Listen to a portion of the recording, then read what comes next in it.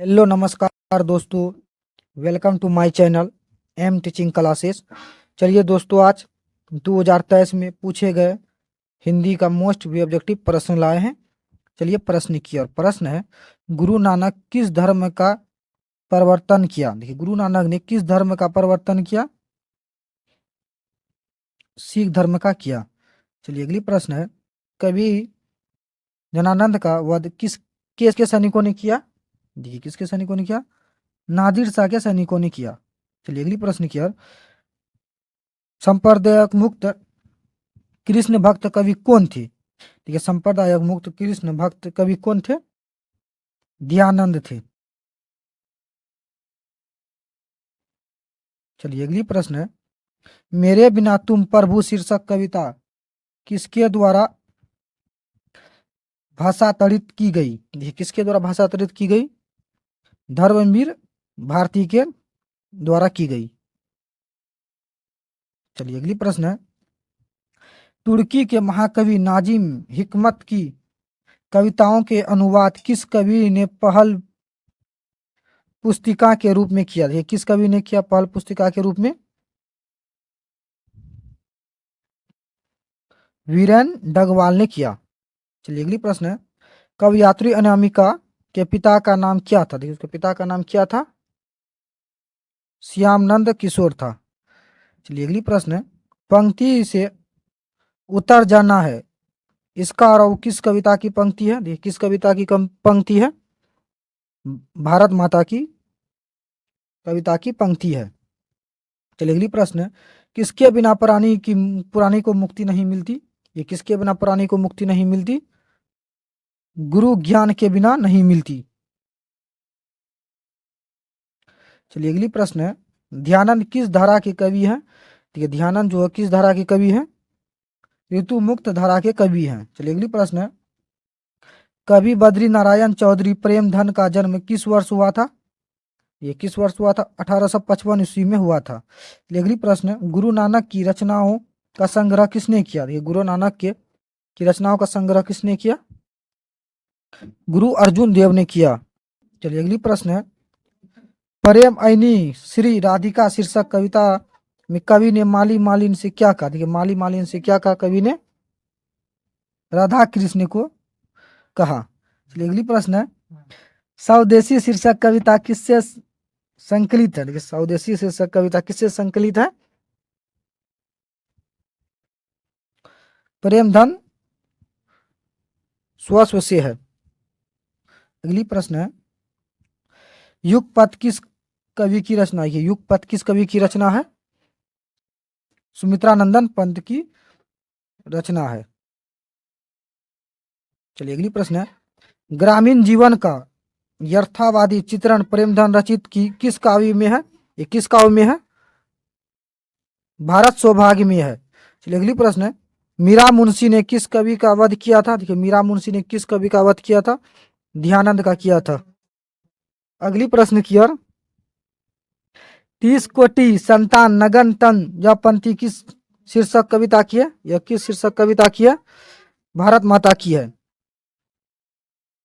चलिए अगली प्रश्न है, निम्न में से कौन कविता भारत में जनतंत्र के उदय का जय घोष है? जनतंत्र का जन्म का।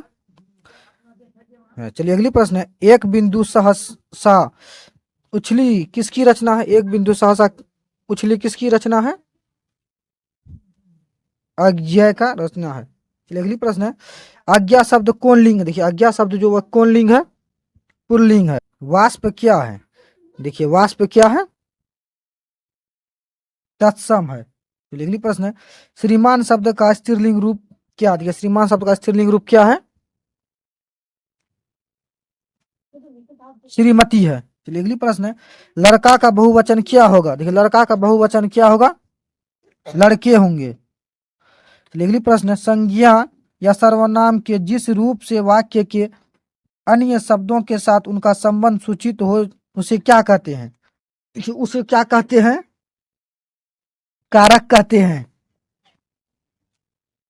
प्रश्न है, मैं पर किस कारक की विभक्त है? देखिए, मैं पर किस कारक की विभक्त है? अधिकारक अधिकरण कारक का है।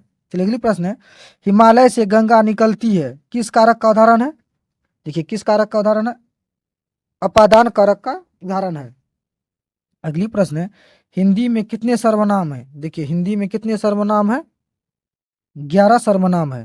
चलिए अगली प्रश्न है, मेरा एक कुत्ता है जो भोपाल से लाया गया किस सर्वनाम का उदाहरण है? देखिए किस सर्वनाम का उदाहरण है? संबंधवाचक सर्वनाम का उदाहरण है। चलिए अगली प्रश्न है, जो संज्ञा या सर्वनाम की विशेषता बताए उसे क्या कहते हैं? देखिए जो संज्ञा या सर्वनाम की विशेषता बताए उसे क्या कहते हैं? विशेषण कहते हैं।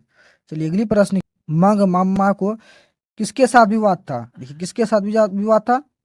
नजमम्मा के साथ विवाद था। चलिए अगली प्रश्न की ओर। अगली प्रश्न है, सात कौड़ी होता किस भाषा के प्रमुख कथाकार हैं? ये किस भाषा के प्रमुख कथाकार हैं? उड़िया भाषा के हैं। चलिए अगली प्रश्न है, धते विश्वास शीर्षक कहानी में तूफान में किसका घर टूट गया था? देखिए किसका घर टूट गया था? लक्ष्मी का घर टूट गया था।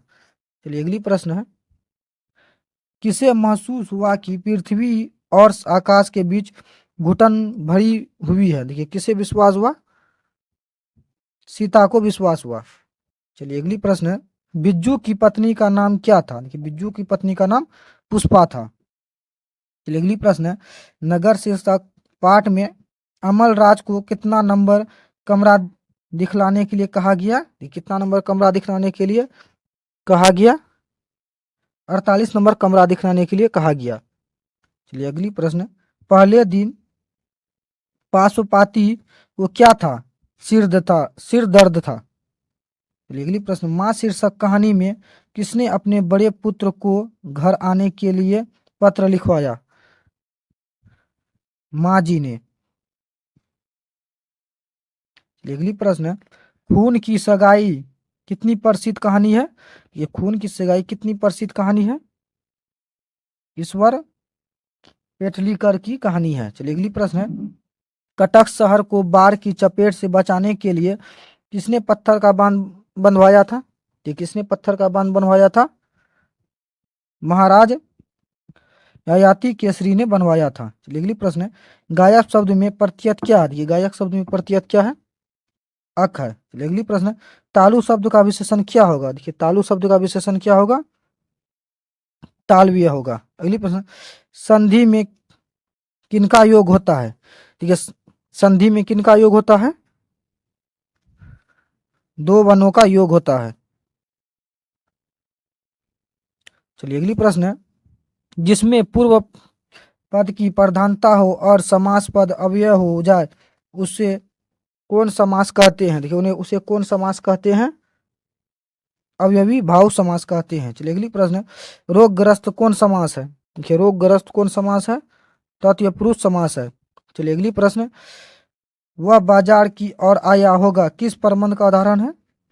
देखिए किस प्रबंध का उदाहरण है? क्रिया विशेषण प्रबंध का उदाहरण है। चलिए अगली प्रश्न है, जिस वाक्य में एक साधारण वाक्य के अतिरिक्त उसके अधीन कोई दूसरा अगवाक्य हो उसे क्या कहते हैं? देखिए उसे क्या कहते हैं? मिश्र वाक्य कहते हैं। चलिए अगली प्रश्न है, कछुए ने खरगोश को हरा दिया, ये किस वाक्य का उदाहरण है? ये किस वाक्य का उदाहरण? सरल वाक्य का उदाहरण है। चलिए अगली प्रश्न, निम्नलिखित में शुद्ध वाक्य कौन है? देखिए शुद्ध वाक्य कौन है? रूपवती सुमन बहुत सुंदर है। अगली प्रश्न, गणेश शब्द का पर्यायवाची क्या है? दंत है। गणेश शब्द का पर्यायवाची शब्द एक दंत है।